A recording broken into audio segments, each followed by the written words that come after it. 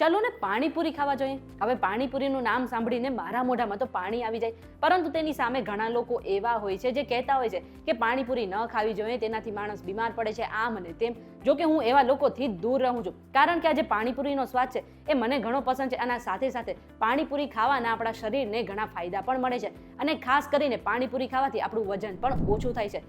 પણ જો તમને પણ પાણીપુરી પસંદ છે તો થોડી સંભાળીને ખાવી જોઈએ, કારણ કે જો તમે વધારે પાણીપુરી ખાઈ લો છો ને તો આગળ જતા તમને હાર્ટ એટેક પણ આવી શકે છે. તો હવે પાણીપુરી ખાવાના ફાયદા શું છે અને નુકસાન શું છે એ જાણવા માટે આ વિડીયો આખો જોઈ લેજો.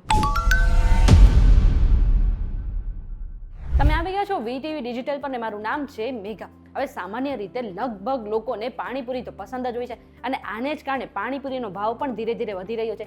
એક સમય હતો જ્યારે પાણીપુરી 10 રૂપિયાની 10 મળતી, એ પછી 10 રૂપિયાની 6 પાણીપુરી મળવા લાગી, અને અત્યારે એવો સમય છે કે 20-30 રૂપિયામાં એક પ્લેટ એટલે કે 5-6 પાણીપુરી મળે છે.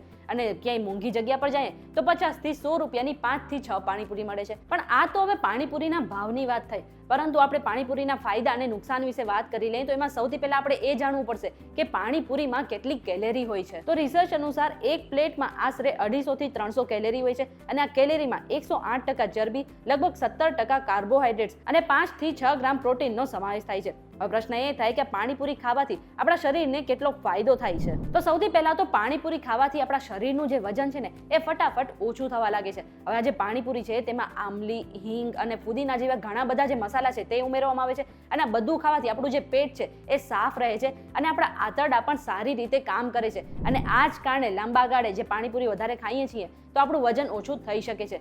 બીજું છે કે આપણા મોઢામાં જેટલા પણ ચાંદા અને છાલા પડ્યા છે તેનાથી પણ આપણે ફટાફટ છુટકારો મળી શકે છે. હવે જે આમલી, હિંગ જેવો જેટલા પણ મસાલા છે ને પાણીપુરીની અંદર, એ બધા જ આપણા મોઢામાં પડેલા છાલા અને ચાંદા પર અસર કરે છે, અને તેનું જે પાણી છે તેને પણ બહાર કાઢી નાખે છે, અને સાથે સાથે સલાઈવાનો જેટલો પણ ફ્લો છે ને તેને પણ ઓછો કરી નાખે છે. અને આ જ કારણે જગ્યા સુકાવા લાગે છે, અને છાલા અને ચાંદા ફટાફટ દૂર થઈ જાય છે. આટલું જ નહીં, પાણીપુરી ખાવાથી એસિડિટી અને ગભરામણ જેવી જેટલી પણ સમસ્યા છે ને એ પણ ફટાફટ દૂર થઈ જાય છે. હવે જ્યારે તમે ટ્રાવેલિંગ કરો છો અથવા તો કોઈ પણ કારણોસર તમને ગભરામણ થવા લાગે છે અથવા તો એસિડિટી જેવું ફીલ થાય છે ને, એ સમયે તમારે 3 થી 4 પાણીપુરી ખાઈ લેવી જોઈએ. આવું કરવાથી પેટમાં જેટલી પણ એસિડિટી છે એ દૂર થાય છે, અને તમારું જે ગભરામણ છે એ પણ ફટાકથી દૂર થઈ જશે.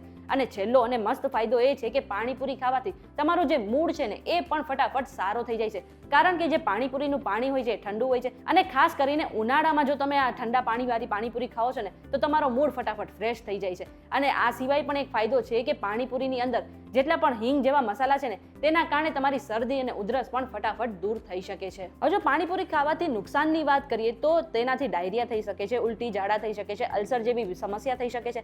આ સાથે સાથે આંતરડામાં બળતરા થઈ શકે છે, અને સોજો પણ આવી શકે છે, અને ખાસ કરીને પેટમાં દુખવા જેવી સમસ્યા પણ થઈ શકે છે. આટલું જ નહીં, જો તમે વધારે પડતી પાણીપુરી ખાઓ છો ને તો તેમાં જેટલું પણ મીઠું છે ને તેના કારણે તમારું બ્લડ પ્રેશર પણ હાઈ જઈ શકે છે. અને આ પાણીપુરીની જે પૂરી છે એ પણ તેલમાં તળવામાં આવે છે, એના કારણે તમને હાર્ટ સંબંધિત સમસ્યા પણ લાંબી ગાળે થઈ શકે છે.